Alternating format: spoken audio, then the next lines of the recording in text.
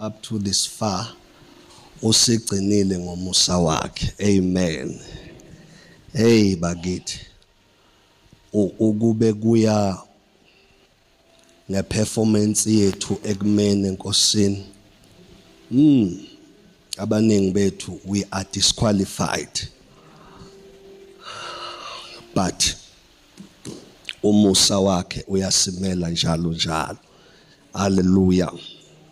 So are we ready for the word, bazalwane? So I want us to learn today. I want to teach. May you open your heart. Hallelujah. Uvule ini. Sitheni Friday. Stay Wi-Fi yakho yenze njani? The power is there, but you need to open up. Yeah, you need to open up. Uthi uNkulunkulu kubantwana bakwa-Israel, izwe engisakulo nizohlala ezindlini eningazakhanga. Yabo? Ukhuluma nabo abakafiki, but uThixo sekhuluma isiphetho. Uthi leya ndawo indawo that flows with milk and honey. Ukhuluma nabantu ngempela abangabathunjwe eGibhithe, but uNkulunkulu wakhuluma isiphetho phakathi kobumnyama. What a faithful God we serve. But isithola inkinga yokuthi kubo bonke ngithemeleza kanje ngiyakulento ukuthi ivule iWi-Fi. Manje bala ikhaya lezwi kumele ngihambe ngithemeleze ngizwe. Lithi iBhayibheli kuyaxaka ngoba out of over million church members angenanga noyedwa except two. That was Joshua and Caleb. Out of a membership of over 1 million. And uNkulunkulu ucela into simple. Believe what I'm saying. Akashonga ukuthi abathandaze, akashonga ukuthi abenza ama-night prayer, akashonga ukuthi abafaste. Uthe nje believe what I'm saying. But sithola out of over 1 million membership ebandleni likampostoli uMoses, because uMoses was an apostle, bazalwane, but it's a story for another day. Kwangena only 2 people. Kwangena uJoshua no Caleb. And mawuzokwenza i-track record of i-attitude yabo towards what God said, beyihlukile from the rest of the members. Usakhumbula ke kwathunywa ama-spies, kwathiwa go and scout the land to check ukuthi uhamba kanjani. Lithi iBhayibheli they came back with a report that was not good. Bathi sithe masifika lapha sayibona singangezintethe. Kwasho ukuthi phakathi kwebandla labantu abangakholwa ikhona insali yabakholwayo. Bathi no, we are not satisfied. Le report ebuya nalaba ayifani nalokhu uNkulunkulu akushilo masikhishwe eGibhithe. So we are going back there. Lithi iBhayibheli ngempela uJoshua bahamba benoCaleb bayo-check aba-scout. Lithi iBhayibheli uma bebuya bathi it is exactly as God said. Abagcinanga lapho. Lithi iBhayibheli baze babuya namagrabusi as a testimony ukuthi izwe siyalidla. And mabebuya babuya ne-report ethi indeed we are taking over the territory. Yini edala umehluko? Because bonke labantu baqhamuka from, somebody say, the attitude. I-attitude yakhe iyacounter. Once God is speaking, check your attitude ukuthi am I receiving this? And uNkulunkulu mayekhuluma akufuni ukuthi wamukele ngama feelings futhi ungavumeli kube isimo esikutshela ukuthi mukela kanjani lokho kukhulunywa uThixo. You take it as it is. Nikhona bazalwane, we take the word of God as it is. We take God up on his word, not on how we feel. Ngoba naye, as much as he pays attention to how we feel, but ikakhulukazi he is loyal to what he says more than how we feel. So open up your Wi-Fi so that I can teach lapha masinyane sihambe siyophumula. Hallelujah. Sinephasika lapha manje mele siyophumula. Are we ready for the Passover? Ungathi ke amen kanti ushinqephu ukuthi say right. Your attitude also mele ibe njani. Awu basho beliveza Nkosi yami. Sinephasika lapha. Friday, Saturday, Sunday. So be ready, be prepared in your heart. Hallelujah. But don't be prepared ngenqephu kuphela. Also, the attitude of your heart, be prepared. Ukuze iphasika lizokwenza ushift kuyiposition uye to another position. So we open up your Wi-Fi so that we may teach. Hallelujah. Uma umsensa nje umakhelwane in the spirit isivulekile iWi-Fi yakhe.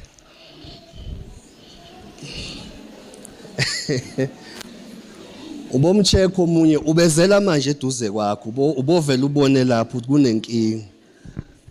Uyabona lo vela lalela ngakaqali ngisho iverse. Mighty Jesus.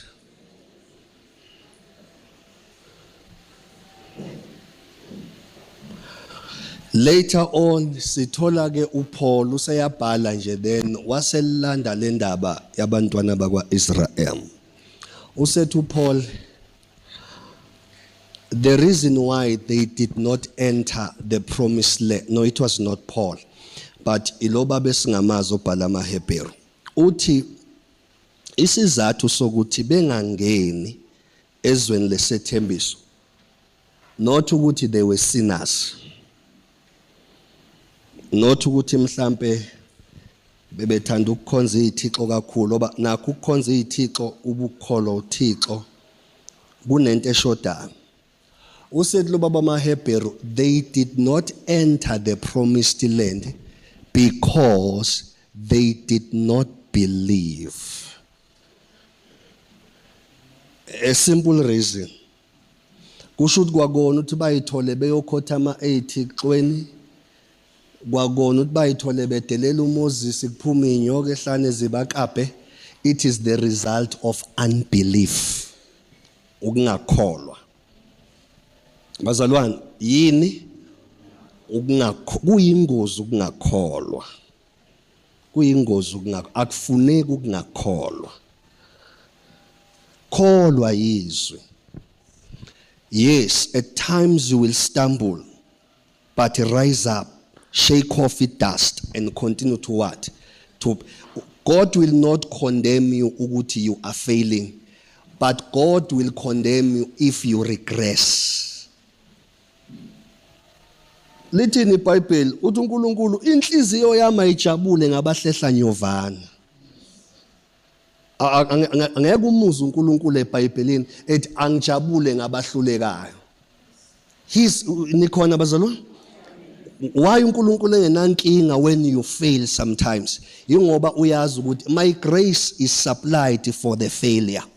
But if you keep on believing, if failure yakho can never surpass the grace of God.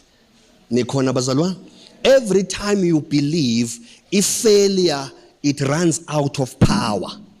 So uNkulunkulu akafocus kakhulu ekutheni uhlulekaphi. But into eshaya noma into elimaza uNkulunkulu ukuthi umzalwane mayengazizwa ngathi uyahluleka bese funa ukugive up. That's the problem. You can fail, but don't give up. The greatest sin is what, bazalwane? It is giving up. When you are giving up, it means you are an unbeliever. checka onke amaqhawe enkolo abalwe lapha encwadini yamaHebheru. Mawuya back to their stories ufunda line by line uzothola ukuthi iningi labo they have encountered a season of failure. Nikhona bake bahlangana ne season of weariness. Bake bahlangana ne season of being discouraged ohambweni. But yini benza babalwe as amaqhawe enkolo ukuthi as much as bekunalezo zinto but they persuaded the plan of God until they overcame. Awumtshela uma ungasambunga umtshela nje don't give up. Don't give up. Litheni iBhayibheli lithele livangela kusile lamagwala. Cishe ngavuka kuba umzulu. Cishe ngathi amagwala wabuyele somewhere. Oh my God. So we don't give up, bazalwane. We push. Hallelujah. We do what? We push. Not only do we push, but we also move forward. Ake sixoxe ngalento masinyane. Isihloko sanamhlanje sizothi nje proximity to Yahweh. Proximity to Yahweh.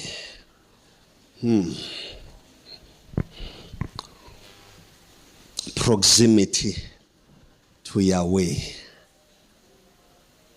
Ukusondela kuJehova. Ukusondela kumdali wamazulu nomhlaba.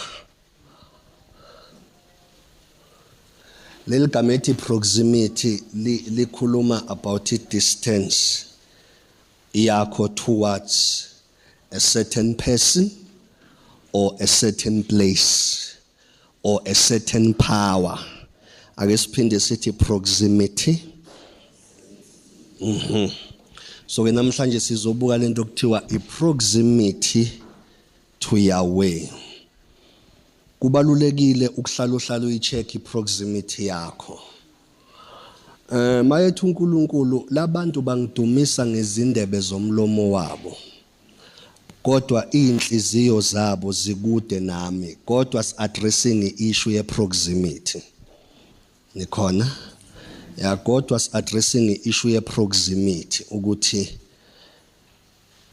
ngendebe zenu nithi ngiyinkosi. But when I check proximity yenhliziyo yenu, you are very far from me. Kusho ukuthi ekungidumiseni kwenu, it is just a lip service. Nikhona bazalwa?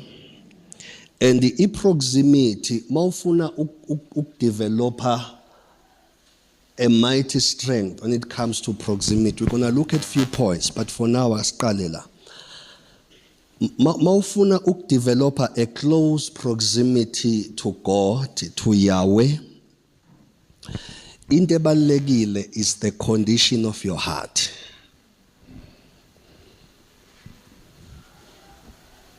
Ake sithi the heart. Yes. Into ebalulekile is the condition of your heart. How is your heart? Many a times amaKristu ayamkhonza uNkulunkulu, but there is so much noise in their hearts. AmaKristu, they are praying to the living God, but their lives remain dead. Because what matters the most before God is the heart. The heart of man. Ingakho ke naku Old Testament umuzwa ethi in the new covenant noma esivumelwaneni esisha uthi ngizokhipha inhliziyo yetshe. Yabona? Bese ngufaka le engizokhona ukuthi ngilobe kuyo izimiso zami. Isho ukuthi the condition of the heart. So masizo address indaba ye proximity, your closeness towards God. Let go of prayer, let go of giving, let go of coming to church. Check the condition of your heart. As a believer, you must be worried ukuthi ngina 10 years ngisindisiwe, ngina 6 years ngisindisiwe, but when it comes to issues of forgiveness, I struggle like ngisindiswe last week. Proximity. Webazalwane kunama issues of the heart okumele sidile ngawo very fast. Because if we don't deal now so fast, sizothandaza kakhulu but kwenzeke kancane. Ngoba the life-giving force when men have a conversation with God, it's a state of your heart. When you are praying for something, you are believing God for something. Before alalela ma prayer points yakho nobuchule bokuthi uquote kahle ama scripture, they are accurate to your prayer points. Into ayicheckayo, is this coming from the right place, which is called the heart? How is your heart as a believer? Konke ngihlale ngisho ukuthi aninginaki nje ngoba seniyangazi. uDavide, the condition of his heart was so pleasing unto God to a point where uNkulunkulu wavele wathi kuSamuel, lalela hamba umgcoba sengimtholile wenhliziyo yami. But ibuka impilo kaDavid namaphutha angakanani. But when God looks at David uthi owenhliziyo ya yini emenza asho njalo? It's the heart. I always say kunomehluko between weakness and wickedness. Never mistake weakness ne wickedness.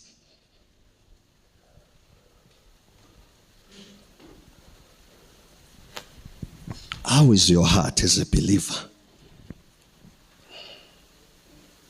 Are you genuine to other people? Noma usukude kubeni ukarabo. Ngaphu khona efficacy kodwa ngaphu ubani futhi ukara. Yini ekwenza ukuthi ugcine sekungathi uyi-actor yase TV? It's the heart. So ngoba sizokhuluma indaba ye proximity to Yahweh, we can't leave out the issue of the heart ngoba iyona meeting point between God and man. It is the heart. It is the heart. Ingakho uNkulunkulu washeshe wayilungisa iboardroom. Wathi ku-new covenant ngizodala inhliziyo entsha kuwe, inhliziyo yakamoya, where I am permitted even ukubhala imiyalo. Uthi ezibhebhenze inhliziyo zenu ngiyoloba imiyalo yami. It's a new, it was isivumelwano esisha. So isivumelwano esisha ke siscrutinize kakhulu the heart of man. The heart of man. uJesu ukhuza abaFarisi uthi nina nifana namalibo acakiwe, uthi njengamathuna ahlotshisiwe ngaphandle. Tshela makhelwane, yabona into yenza ukuthi ulale ku serious kanje, iyinkinga impela ke manje. Awumkhuzi impela ke manje. Umkhuzi impela ke manje ugibela phezulu kwendlu ukukhonzwa ke manje. Ugida phezulu kwendlu yesonto. Awu ngiyabonga khona umtshayeli ungalali makhelwane. Hayi ngeke. Listen bazalwane, idemoni elikulalisayo. Walala kunje uyazi ukuthi kusho ukuthi kunedemoni elikhona. Uthi uJesu nina abaFarisi ninjengamathuna ngaphandle mahla afakwa ama-tombstone ahlotshiswa.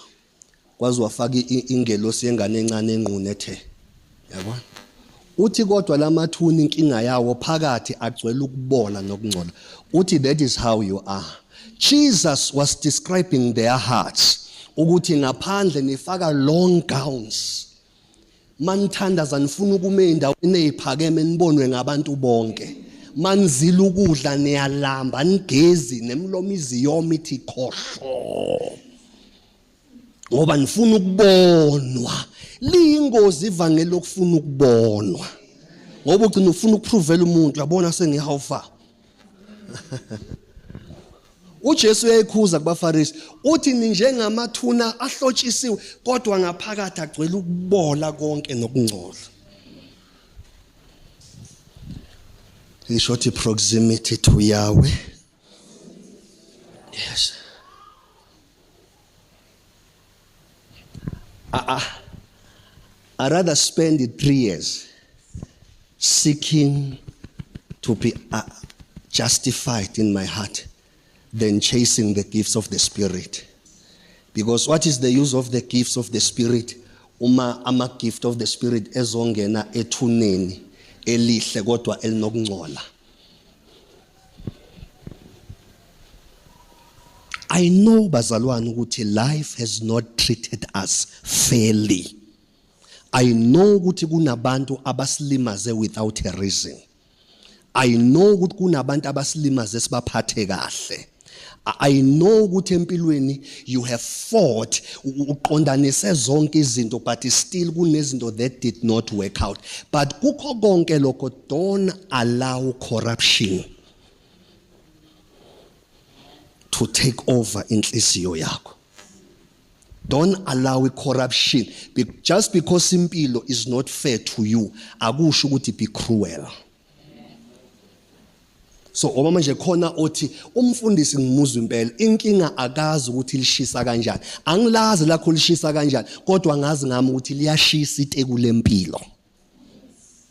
But noma lingashisa kanjani I can't change. I need to choose. Uthini lo baba lo? uJoshua uyababona sebeqalwa spiritual corruption. Sebenenhliziyo zokufuna ukuyocinga kwabanye uNkulunkulu. Wadlayelani ke Israel namhlanje ngicela nikhethe. Kubo lobo mzima khethani ukuthi nizokhonza uNkulunkulu noma nizokhonza kodwa mina nendlu yami ngoba nami ngisha njengani. What you are going through I also know, I'm aware ngoba nakimi kukhona ukungishisa but kushisa kunjalo I've committed myself and my house to worship God. Why said nani khethani?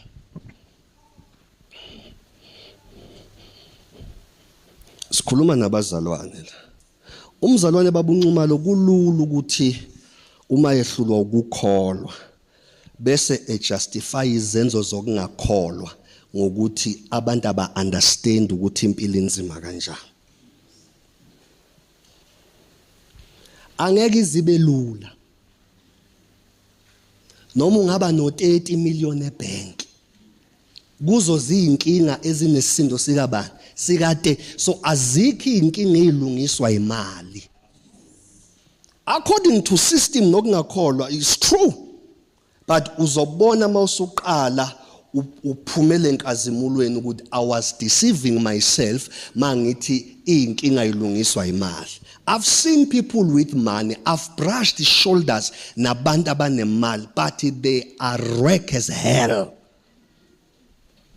Abaneqiniso baze bakutshela ukuthi sometimes I wish to be an ordinary man ngihambe ngeenyawo.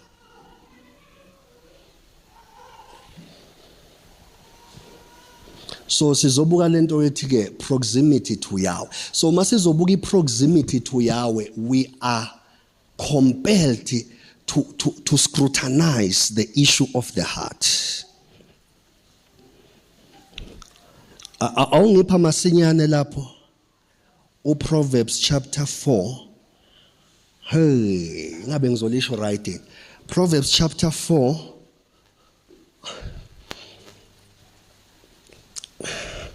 verse 27 or verse 18. Let me check here.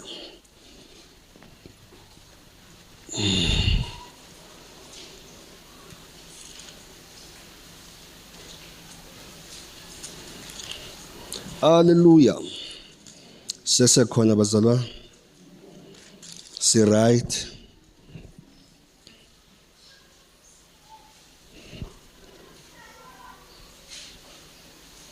No, it's not that one. We'll check hala. Wamanje lezi zinto bazalwane we need to understand them. Hallelujah.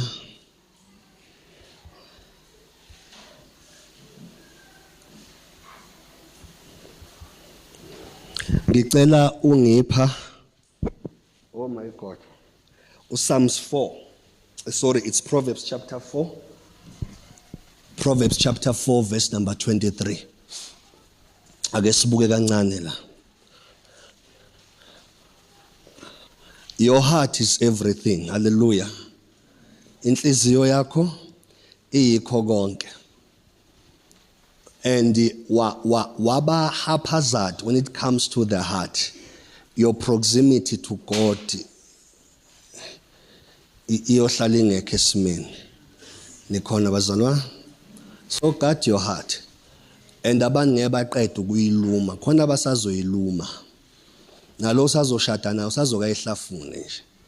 And you are expected to soldier on and say, I will dwell in his righteousness. Yabothu amen ungazathi unenkinga. And ungawuforced, yiwo ngekho, ungawuforced. Ungawuforced. Ngisho lo sazomshada, usazoyihlafuna na. And sometimes uyihlafuna engaqondile. Naye umuntu unama weakness akhe.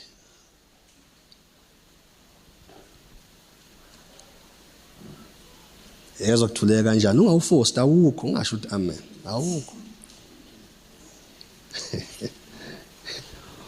Sazokujike ecourt kaningi ucabanga uyofaka udivo. Yamazi udivo. Uphinde uyikhuza uthi no ake ngiyozama futhi. Lokhu sibuya nekhanda elikhulu sawubona mama. Uthi inhliziyo yabheka cishe ngayidivorce inkatha. Ayazi ngisho ukwazi. Sawubona nkosikazi wami. Cala engelozi iphathe kahle. Asambeke. Phezu kwakho konke okugcinayo. La ngathi kunosela kimi. Phezu kwakho kunezinto ezigcinwayo empilweni. Mina ngazi iBhayibheli nilifunda kanjani. Kunezinto empilweni ezenziwa kanjani. Uma wenze short uyayigcina. No matter what. Enye yazi ukukholwa kwakho nje gcina ukukholwa kwakho kuyagcinwa. Nikhona? Gcina ini? One of the things ezigcinwayo uthando. uHebrew 13 usho njalo mayevula nje uverse 1 uthi alume njalo uthando lobuzalwane yisho ukuthi uthando liyagcinwa. Uyabona? So uthi waphezulu kwakho konke okugcina kusho ukuthi kunezinto eziyipriority ezigcinwayo bakithi lapha empilweni lapho uhambeni lenkosi. Ugcineni wena, ugcineni. Yini oyigcinile? Yini oyigcinile? Noma nje you take a day as it come. Khona abazalwane abanjalo they take the day as it come. Hada ngiyobona nje ilanga malishonile sibonga inkosi sovuka siphinde. Ngiyawuthanda lo amen. Hallelujah. Yeah, ifike khona. Ugcineni wena. Are you aware ukuthi kunezinto ezigcinwayo ohambweni? Yini oyigcinile? Malithi iBhayibheli phezu kwakho konke okugcinayo asime kancane kusho ukuthi ohambweni kunezinto ezenziwa kanjani bazalwane. There are things that are worth preserved. Kunezinto that are worth a close observation. Ubudlelwano bakho nenkosi buyagcinwa. Ubudlelwano relationships ake sithi relationships. Mangumama relationships angikhulumi ngokujola ke bakithi because lento ukuthi nje unomama there is a relationship between you and your mom. Lento ukuthi unebandla khonza kulo kusho ukuthi there is a relationship between you and your local church. Yonke leyo nto yenziwa kanjani bazalwane? It must be kept with careful consideration. Usethi ke lo baba sindluleke ngoba niyasala la. Usethi ke kuyo yonke ilist yezinto oyigcinile kune storeroom esenza ukuthi yonke into oyigcinile isebenze. Ungabugcina ubudlelwano noJesu if you are reckless in your heart. Ungabugcina ubudlelwano nefamily unkosikazi wakho abantwana bakho abazali if your heart is reckless. So usethi lo baba kuzo zonke izinto oyigcinayo there is a source behind ukugcina izinto. Kuthiwa gcina i-storeroom sokugcinela konke okumele kugcinwe. And the storeroom is your heart. So phezu kwakho konke okugcinayo ugcina ini? Gcina inhliziyo yakho. Are you keeping your heart? Bossis, are you keeping your heart? Noma uthi ngaqhamuka nje ehamba ngeMaserati usecela inamba, hayibo soyenzanga kodwa usemnikile ngenhliziyo. Ngoba uyayibona iMaserati iqhuma la ehleli phakathi. Ilokhu eshutha to Durban. Are you keeping your heart?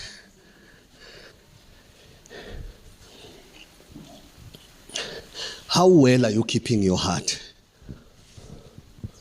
Uyigcine kanjani inhliziyo yakho?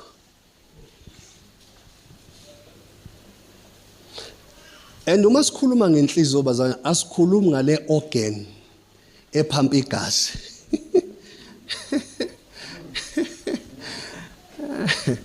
Masikhuluma ngenhliziyo sikhuluma about the spirit part of you.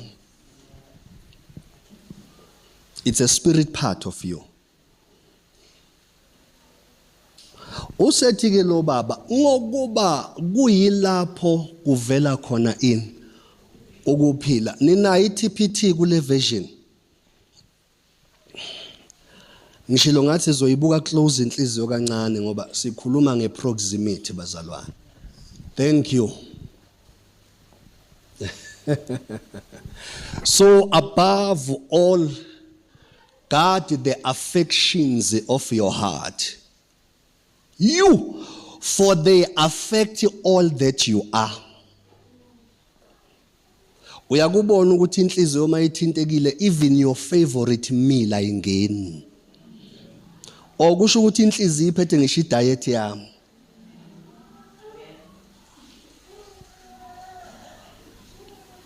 Uyake ubanake labantu okuthiwa abasakhona ukukhishwa endlini sebebangaka.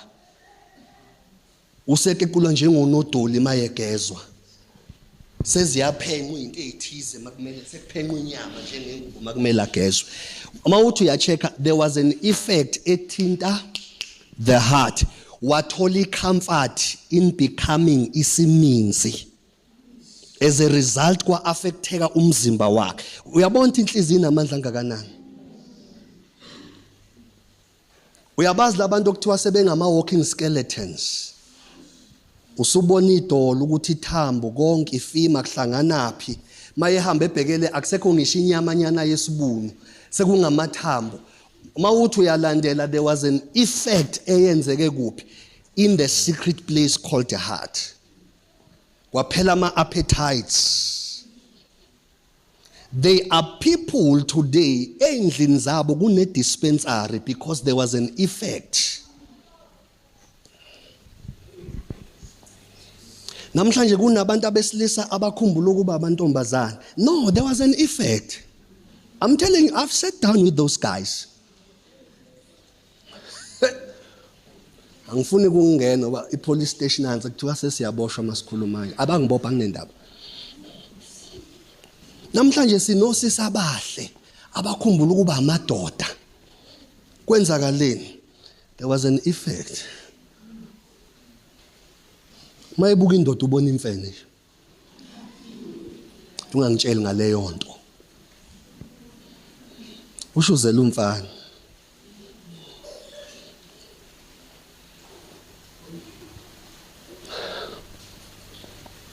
Kuthiwa ngoba lezi zinto zezenjani baza they affect all that you. Ake sithi all that I am.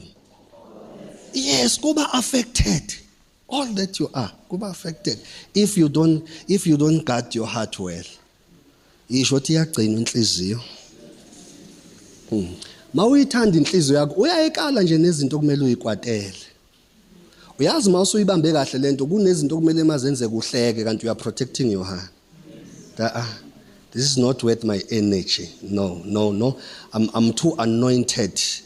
I'm too saved. I'm too righteous. I'm too glorious for this.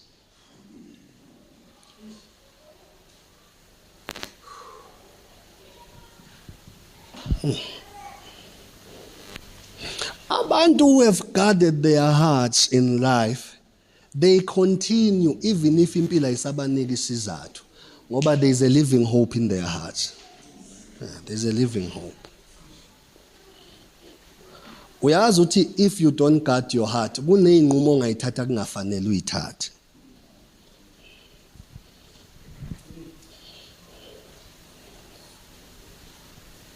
Ingakho a man is not safe without the leading of the Holy Spirit. A man is not safe without the leading of the Holy. The man is not safe. Uyohlala umuntu wama correction njalo. So yaxolisa bengaqondile lokho aningikhulekise nangazi ngizohlehla kanjani bengithi kune bridge ngathi ngalicrossa. It's the heart. Ake siqhubeke. Pay attention to the welfare of your most inner being. For from there flows the well springs of life. La kuphuphuma khona amanzi an noma imthombo yokuphila in the heart.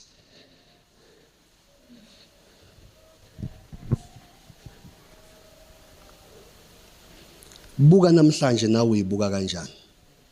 Kunezinto uthi mawuyibuka ngawe ungabi happy.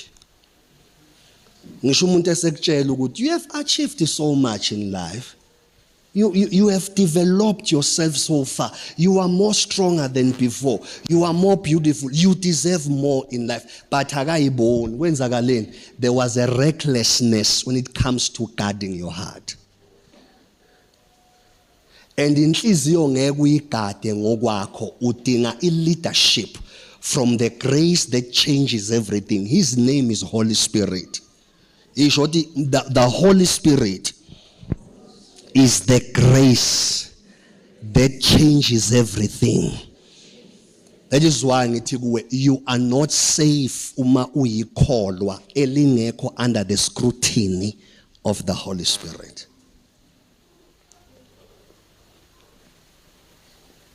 Kunabantu abayilengisile namhlanje sabangcwaba because there was a recklessness. Lento yokuthi above all guard your heart ichaza ukuthi enhlizweni yakho God must be priority. Not money, not career yakho, not ingane yakhe enhle ngathi nje icobida nona, no.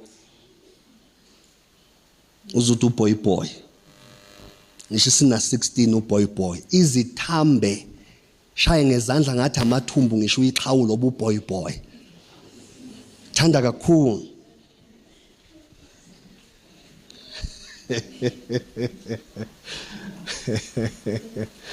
Khona wathi idla mina ustrict nathi ubuye ushayana lenhliziyo ngishayana impela. Ngishaya impela nje ngidlala. Bazalwane iyaqashwa ini. Ngiyazi leli verse man alinenzi kahle kodwa yishona yenziwa njani inhliziyo? Iyaqashwa inhliziyo, iyaqashwa. Awungiphu Jeremiah 17 verse number 9. Ake sibuke Jeremiah 17 verse 9. Sikhuluma into ye proximity bazalwane, silento ye proximity to God, proximity to Yahweh. Ake siphinde sibuke lapha on the screen thina esikhonayo makukude buka iBhayibheli lakho. Mlamuli liyangena iverse incebo. Oh Nkosi. Okay, ngicela uqala usiphe ngesizulu for the sake of the elders. Bese sibuya ku TPT after. Yizwa. Lithini iBhayibheli? Inhliziyo iyakhohlisa ngaphezulu kwakho konke. Futhi imbi.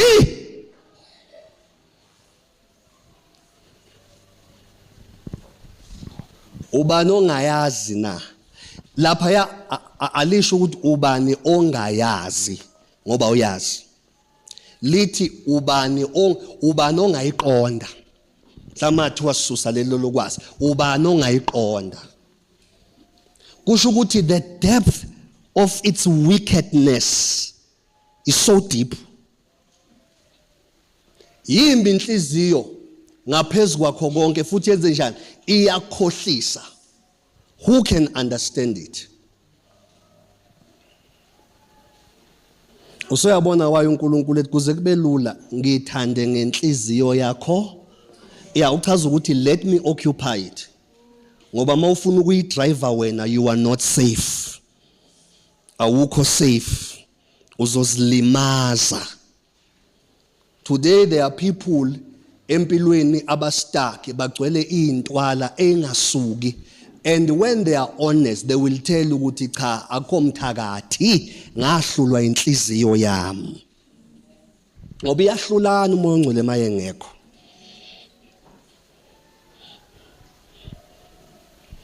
Inhliziyo mayisilimele kahle iyakwazi uku-interpret i-statement.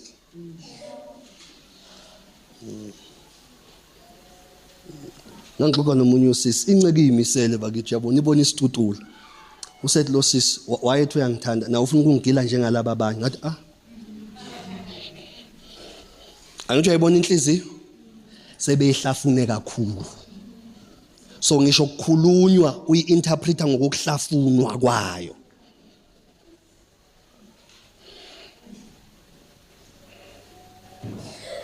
Iyakhohlisa ngaphezulu kwakho.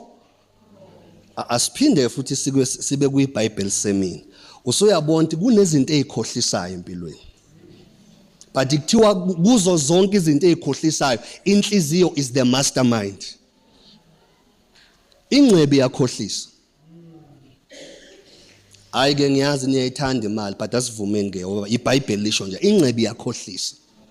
Uzathi lo baba namhlanje nansi khona kusasa ekseni uthi vele imile ama-wings indizi hambe.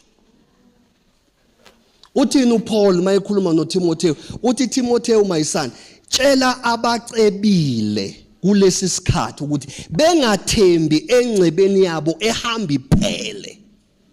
But ingcebo ifika ngathi ithi I'm here forever. Sinobufakazi babantu who were moneyed, who were comfortable today. Ngoba ingcebo yenze njani? Yakhohlisa. So makuthiwa phezulu kwakho konke kusho lokho konke uchaza ukuthi zikhona izinto empilweni ezenze njani? Enye izinto ekhohlisayo umuntu.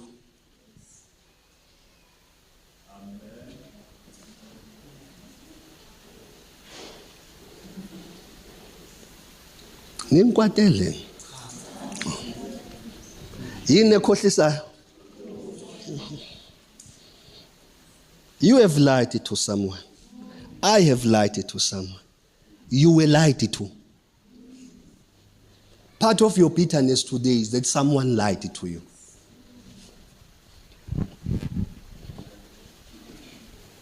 Kodwa kuthiwa kuzo zonke izinto ongayibala ezikhohlisa. Usuyabona ukuthi kubalekile ukuhamba cautious in life because ziningi izinto ezikhohlisa.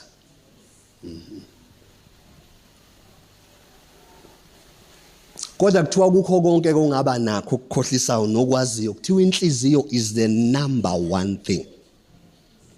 Okay, let me put it like this. Uyazi ukuthi uma uyigadile inhliziyo yakho ezinye izinto ezikhohlisayo azinawo amandla ukukhohlisa. They can attempt but they will not prevail. Ngoba ziza kumuntu inhliziyo yakhe ayiqaphile. But mawungayiqaphanga inhliziyo yakho ikhohlisa wena mnikazi wayo. Kuthi kufika omunye umuntu ozokhohlisa you buy into the story because you swim in the same pool of deceit.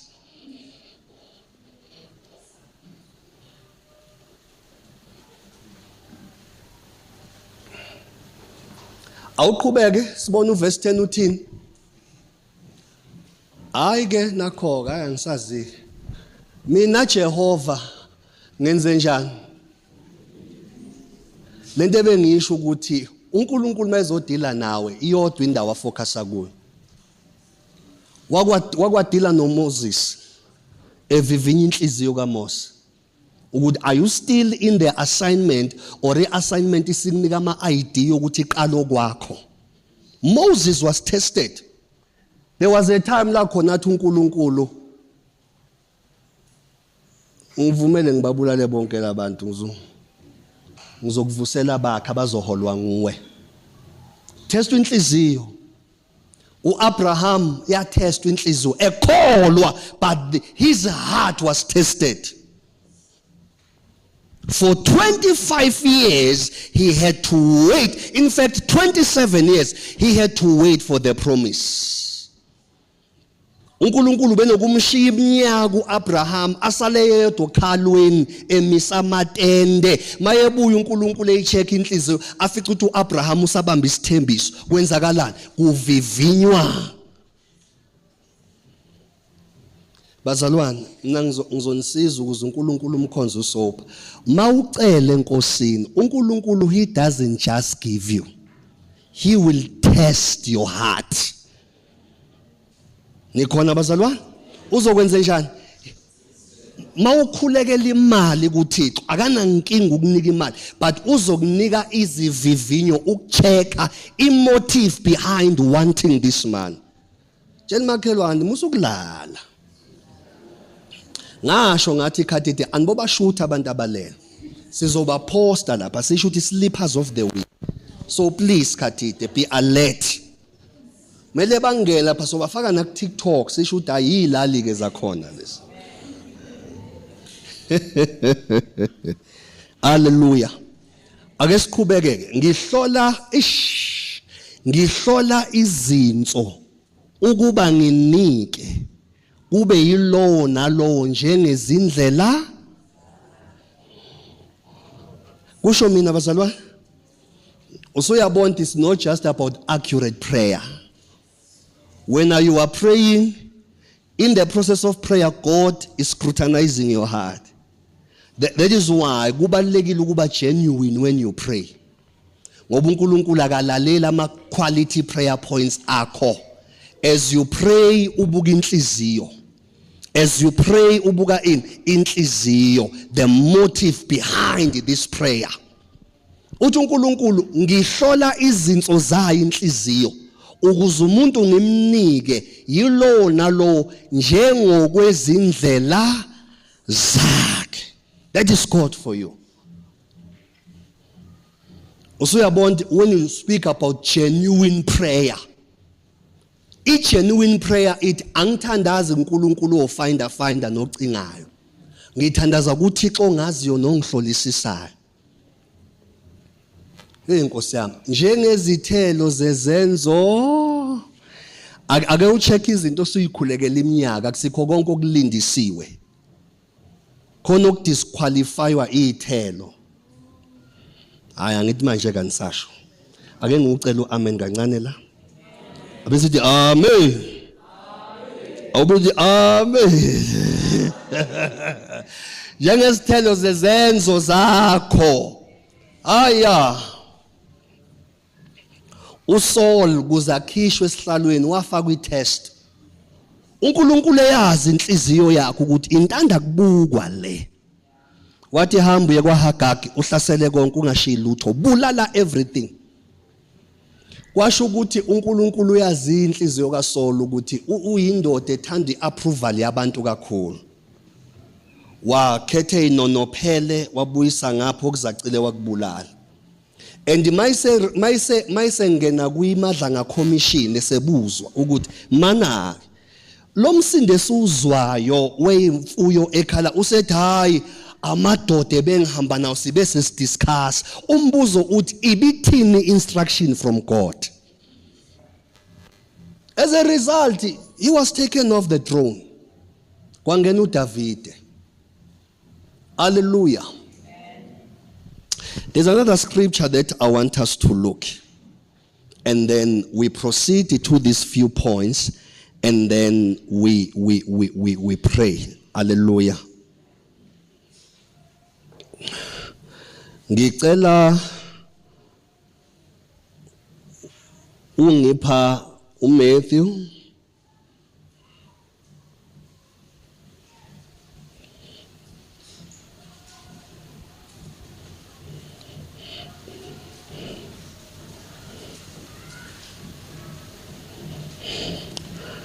Oh my God.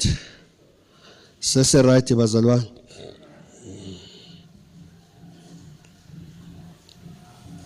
I'm trying to search this verse.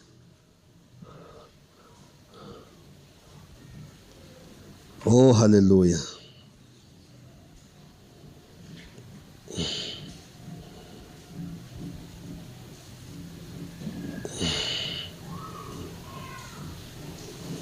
Oh my God.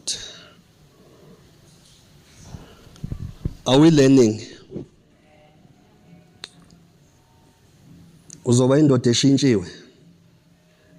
Ungavumi ukubuyela emuva ufana. Nikhona? Ungavumi ukubuyela emuva. Nongayivumi leyo nto.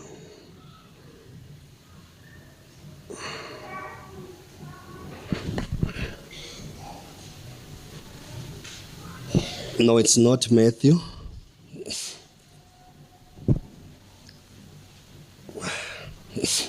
Masingalithola sizondlula bazalwane.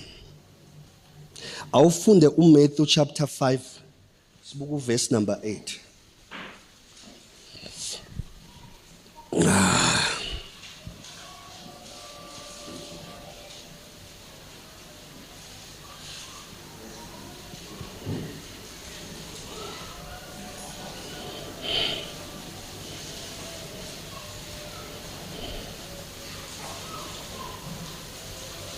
Are we there?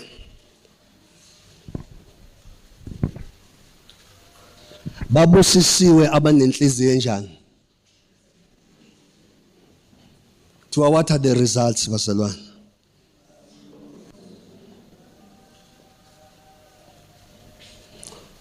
Yabona mawuze uqala uthi Lord show me your glory. Mele wazi ukuthi ngeke uNkulunkulu amana veze inkazimulo yakhe. Ngoba the only way to makuthiwa baya kumbona uNkulunkulu akusho ukuthi mhla ufa. No. Kukhulunywa about this present life. Ukuthi uzoba umuntu ohlala experience the presence of God. If your heart is what? Is pure. Uma unenhliziyo babusisiwe abanenhliziyo enjani? Ehlanzekileyo ngokuba daily they will see God. Daily they will see God. In whatever you do you will see God. In your giving you will see God because giving requires a clean heart. Hayi bazalwane. Sanukungenza kanje. Uthi lo baba before ulethe umhlatshelo wakhe altar bese uyakhumbula ukuthi nginenkinga nomfowethu. Uthi before uhambisa iminikelo ake uyibeke phansi and you go and fix the issue with your brother. Usethi ke then you are qualified ukuthi mawubuya what you came to offer will be received.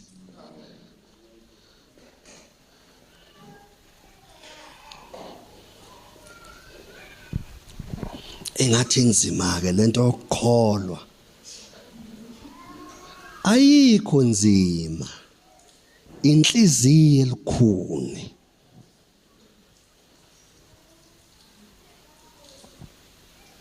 Nikhona?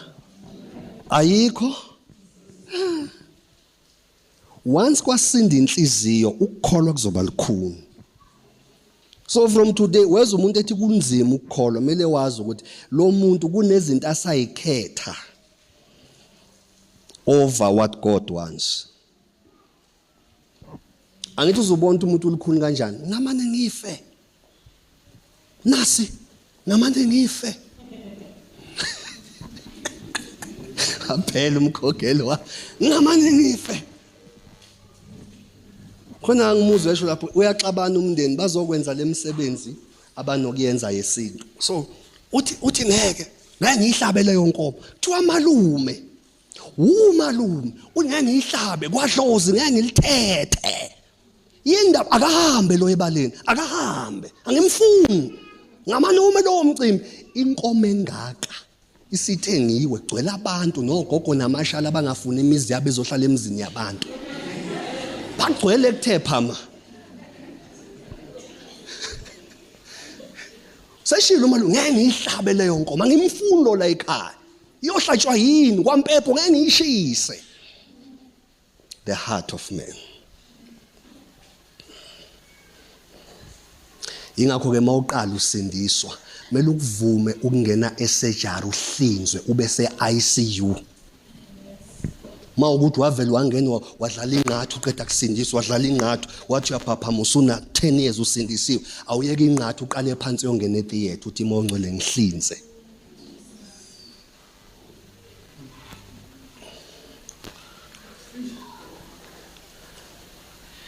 Ungangibona nginqephuza kanje, ngangasistrugglisha nami. Because we are taking iCNN, ngiyake ngikusho bayazi bazo, ngiyake ngikusho masinga record ukuthi kwakwenze njani ethinta ifamily noma wami. Izinto engayibona ngamehlo, wickedness of man. And I was sure ukuthi when I get older I want to buy a gun and I will shoot them one by one. Because ngangibazi bonke aba involved. Ngangenze sure ngizoba inkabi nje ka 5 minutes bonke one by one. But when the calling came, uNkulunkulu esengilungisela ukungikhipha, what I can't work with you une engengaka. I remember ngake ngaba bitter at myself for almost 6 months. Ngikuyisurgery ngihlinzwa. So khona ingena idlala inqathu. Yabona? Ayithethe useyakholwa esethi qha eseyishaya kahle. Kanti ngale kwenqathu kumele ucheck ngiyile nesurgery. Kwa expose ububi bami. Ngeke uhambe noNkulunkulu ungatshengisiwe ububi bakho. That's why I worry ngomuntu ohlale esitshela ukuthi uhlale ebukhoneni benkosi ngoba the proximity yakho unto God, the more you come closer uvela ububi bakho hayi bomunye umuntu obakho. That is why makunomuntu ukuthi kushunyayelwa makubuyele emuva umzwile umfundisi utheni umthakathi loyo. Ngoba manje ivesi alizile kuwe belize kuye.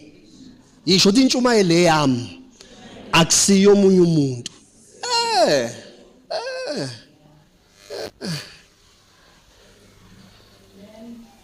Ngiyawuthanda lo amen lona ngwazi uqhamuke ngapha kodwa babusisiwe abanenhliziyo enjani? Thiwa abanjalo bayokwenza njani? You will experience God in a close proximity.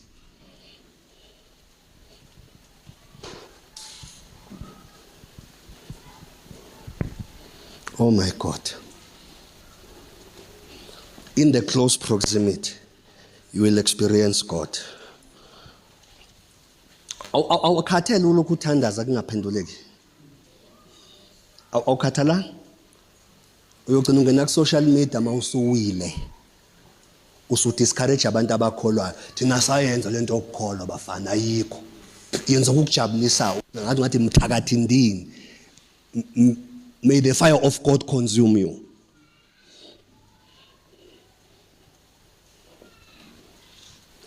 Abantu abaningi abashiya ukukholwa bahlulwe inhliziyo hayi ukuthi ukukholwa bekunzima.